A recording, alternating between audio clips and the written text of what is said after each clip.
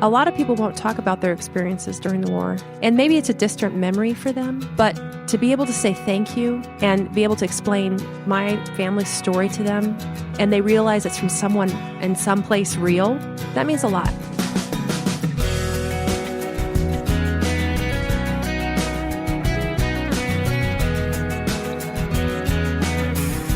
Welcome to this Memorial Day weekend edition of First Person. I'm Wayne Shepherd. My guest today is Yvonne Carlson, whose family's history is entwined with World War II. You'll hear the story beginning in just a moment. First Person is here each week at this time for the purpose of telling people stories of faith in God, which always lead to more stories of how we respond to the love God shows us. In addition to this radio airing, we also release this show each week online, on iTunes, and on other podcast services such as Stitcher and Blueberry. For more information, just visit our webpage, firstpersoninterview.com. And we're also found on Facebook at facebook.com/firstpersoninterview, where you can leave a comment and learn more about what's coming up in the weeks ahead. Again, facebook.com/firstpersoninterview. Well, on this Memorial Day weekend, we wanted to express our thanks to all who have sacrificed so much for the freedoms we enjoy, especially those who have given their last full measure of devotion, as Abraham Lincoln once said. Yvonne Carlson is the granddaughter of a Dutch family who suffered from Nazi oppression during World War II. Her American grandfather also fought the Nazis, and as a result, Yvonne has a thankful heart for all those who serve their country. As we began, I asked her to first tell me about her family. Well, my father was in the Air Force. He was working as a NATO officer in Germany, and that's how he met my Dutch mother. He was in Elmst, Germany, which is a Royal Air Force base, and they had mutual friends. So that is how they met. So you have grandparents on both sides. You have grandparents who are American and grandparents who are Dutch. That is correct. All right. Tell me about your Dutch side of the family, particularly just tell me the story about World War II. What led up to it, how it involved your family, and what happened during the war? Certainly. Well, my grandparents had a home near the train station in a town called Roermond. And when they invaded, they started bombing. So one of the first trials that they faced during World War II was losing their home. So they were asked to evacuate.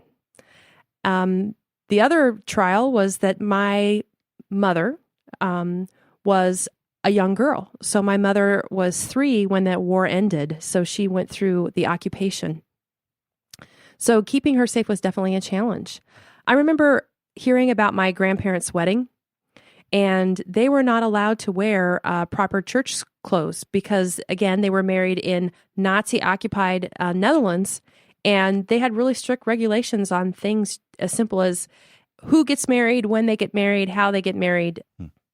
Your grandmother's background, kind of interesting. She gave up a lot to marry your grandfather, didn't she? Yes. My grandmother came from a wealthy family. She comes from Belgium royalty, and she was disinherited when she married my grandfather simply because he was outside of her social class. Okay. What did he do, by the way? My grandfather was an accountant for a dairy, very Dutch there, working to make cheese, of course. Uh-huh.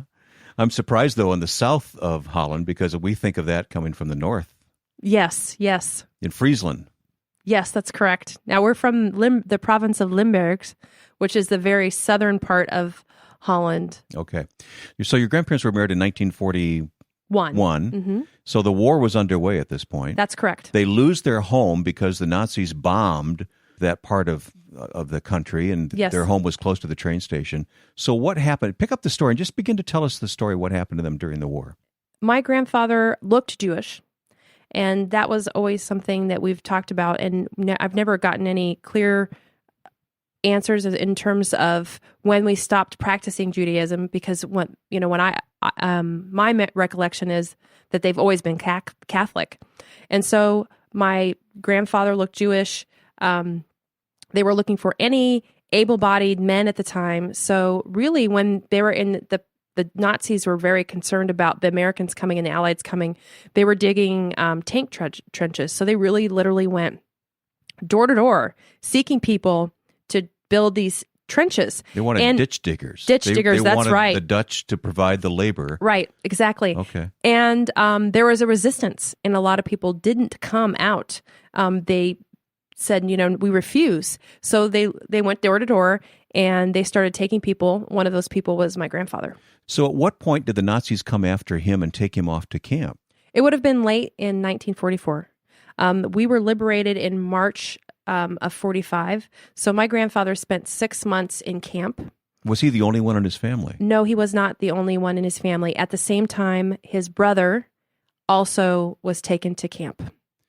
I'm trying to imagine what that would be like to be married with a daughter at home, a 3-year-old daughter at this point, and to suddenly be ripped from your family during a war and taken off. I mean, what do you know about what he said or what he felt during that time? Well, we do have his letters. He did correspond with my grandmother during this time. And the one phrase that he repeated over and over was, "God will deliver us."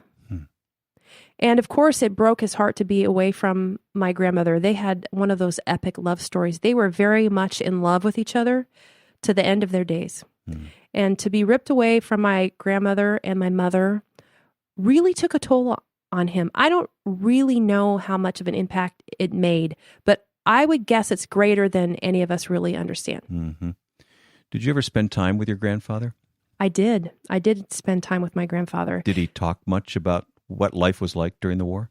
Well, he did throw things out here and there. One of the things that I remember him talking about is how they measured their portion of bread. So if you can imagine a very small matchbox, that was the portion of bread that they received at a meal. This is in the work camp. That is in the work camp. That's correct.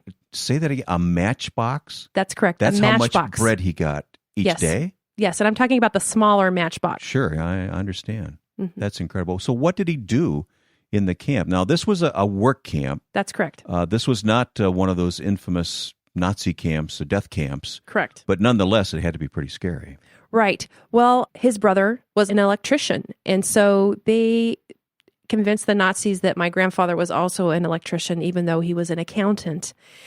He worked on whatever odd projects they had for them, so they might fix a tank or use again the electrician skills to fix anything that they might need. Mm-hmm. Now, the lucky thing is that they were not sent off to a munitions camp, so there were camps specifically designated for people making bombs and things, and they did not go there. Yeah, that would be a hard line to cross, wouldn't it? Right. They were often bombed, so that was definitely not choice A. Mm-hmm.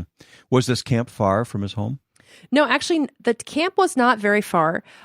He did talk about a train ride, and he remembers that very vividly. And I think about Schindler's List. Yeah. And you think of, just visualize a lot of people in a very a very small space, crammed in like cattle, treated in a very inhumane way. And they're going somewhere, and they don't know where they're going. And there's a lot of fear. And there are people who are well. There are people who are ill. It was young and old. And the town that he was outside of, the work camp was called Giebel. The town he was outside of is Wuppertal, Germany. So the camp was inside Germany. Yes, the camp was inside Germany. So Roermond is a border town. It's very close to the border. So really it wasn't very far of a train ride. But again, you can't imagine what it must be like. No, I can't. Was your grandmother allowed to see him at all? No, she was not allowed. So they were apart for 6 months, and they didn't know how long they would be apart. He didn't know when he would be liberated, obviously. Correct. Now, besides what he has told you, I know that you've done a lot of research yourself.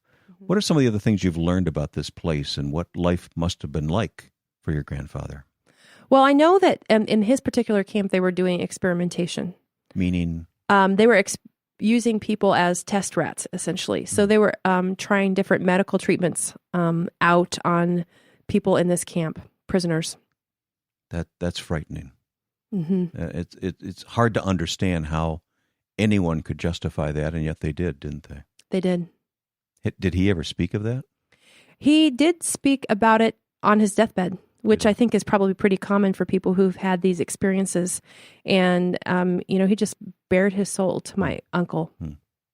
Did you ever sense any bitterness on your grandfather's part that he was taken to this camp ostensibly because he was considered a Jew, and yet he wasn't, and still he was taken to camp and conscripted into Nazi service. He was always a very joyful person. And unless you knew him really well, I don't think you would realize how much it did bother him. I think he carried it with him. I think he forgave a lot. Obviously, he had German friends. Our family has German friends. So, obviously it wasn't that we had ongoing prejudice against them. Mm-hmm. I think it made him more thankful.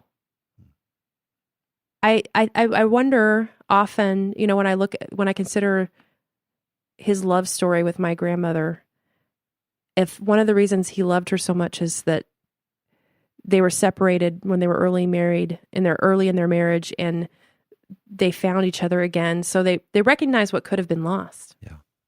And he was a man of faith. So I think even though it was a really horrific experience for him, he looked at it through that lens, that God is in control. Like I said earlier, many of his letters would say, God will deliver us. He really believed that God would deliver him from his circumstances. More of this family's unique story as we continue talking with Yvonne Carlson today here on First Person. Coming up next week, a visit with Super Bowl champion Don Beebe. I'm a firm believer that if God wants you to be or do something, those doors are open. You just need to stay with the faith and walk through them. The gifts that God has really given me is that steadfast faith that no matter what is thrown at me, I know God is in control. Don Beebe has 6 Super Bowl rings, and you'll hear his testimony coming up next time here on First Person.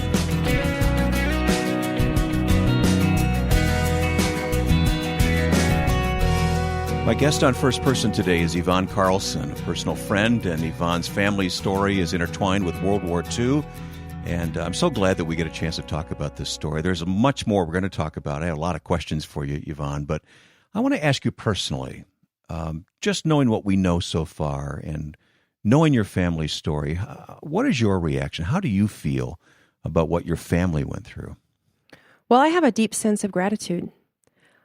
If the Americans had not liberated my mother's town when they did, she would have died of starvation. That's the reality. And my grandfather would have died in a work camp.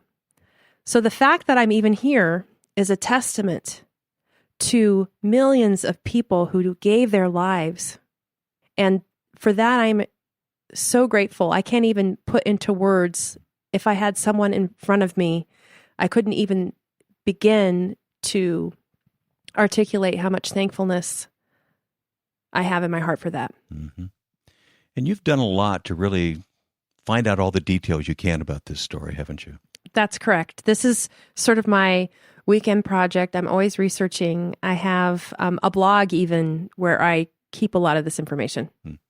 Well, there's a lot more to the story that we haven't told yet. Let's talk about your grandmother. I don't know what her living conditions are like, but her husband is in a Nazi work camp. That's correct. And she's left with a small daughter and on the verge of starvation. Pick up the story there for us. Certainly. Well, my grandmother's parents lived in the same town. And as they were of means, even though there was this rift because my grandmother married my grandfather against their wishes, they took her in. Yeah, still, they're her daughter, so I can't imagine that they wouldn't. Right. So I heard a lot of stories about spending time in the cellar. And so, of course, they would try to store up any provisions that they have. They would eat rancid butter. There are stories of people eating tulip bulbs. It was really whatever they could get their hands on just to find sustenance. Now, you're a mother of small children. Yes. Your mother was a small child. That's correct. Can you imagine what that would have been like for a mother? I can't even imagine. I mean, I think about right now, some of the war-torn countries across the globe, and I do think about that. I really do, and I pray for those mothers who have to face every day the challenge of finding meeting the basic needs of their children. So in 1945, it was the Americans or Canadians who came? Actually, the Americans were the first on the scene. All right. And that meant liberation. That's correct. What do you know about what happened? And it happened in March of 45. That's correct. That's correct. Well, the Dutch are very hospitable people. They celebrated. They had parades. The parade in my mother's town, they actually went down Main Street. An American gave my mother a doll. Oh. And I have photos of my mother with that doll. Is that right? And what an act of kindness that this American soldier did for my mother that day. How long before your grandfather was liberated? Well, my grandfather was liberated in June. So it was after, so they had to get into Germany and go through Germany. And he was not home actually until later. He went into Belgium afterwards. People who go through these camps are not able to eat. They have to be basically retaught how to live. I mean, you're just living in conditions, institutionalized, if you will. Sure. So he couldn't even keep a meal. Now, I know you said your grandmother wasn't allowed to visit him during his time at the work camp. That's correct. Was there any correspondence? Did he know that she had fallen ill while he was in camp? No, he did not know. He did not know. She wanted to keep up brave appearances. She did not let him know that she had tuberculosis. So towards the end of the war, she had tuberculosis. She knew it. She knew she was ill, but she could not leave my mother. She could not do it. And so when my grandfather eventually came back, my grandmother was sent to a sanatorium for 2 years. 2 years. Yes. And I understand that he would visit her when he could? Weekly. He brought her flowers every week without fail. That is my grandfather. When I think about who he was, that act really sums him up. Just a loving, kind person who has had the biggest heart and very loyal. You must picture him on his bicycle. I do. With his with flowers, a bunch of tulips, a bunch of flowers and tulips, and yes, going to visit his wife in the hospital. I do. I can see him. Did your grandmother survive long? Yes, she did. They both lived into their 80s. So she made it through the sanatorium. She got well, amazingly. I mean, the death rate from tuberculosis at that time was quite significant. So she rejoined the family. What did your grandfather say about that day of liberation? He really didn't talk about that day so much as coming back home and how thankful he was to be back home with his family. That's easy to understand, I guess, isn't it? Yes. I mean, that's what he was living for. That's what he was thinking of. Now, there's another whole side to this story that we haven't touched on. We said early on that your father was an American serving with NATO, and he Correct. met and fell in love with your Dutch mother. That's correct. And they married. So you have grandparents who are American as well. That's what was correct. going on the American side during the war? Well, my grandpa Charlie was in the Army, and he actually fought in the Battle of the Bulge. He right? was in Belgium. He was in France. His favorite story was falling asleep next to one of the hedgerows and waking up to see the gun of a German tank above him. Oh. So he had to army crawl away from the tank. Oh, so they didn't know he was there. That's correct. So he escaped that one. Oh, my goodness. He was one of those band of brothers that we hear so much about, huh? The Battle of the Bulge. Yes. So you're in a pretty unique position having grandparents on both sides. I mean, obviously they're on the same side. Yes. And yet in different nationalities, different circumstances entirely. Well, when I look at the history of World War II, it's not just history for me. It's something personal. And I remember studying it in school, and my classmates just didn't understand why I wanted to know so much about it. They're like, "Why are you so obsessed with learning about World War II?"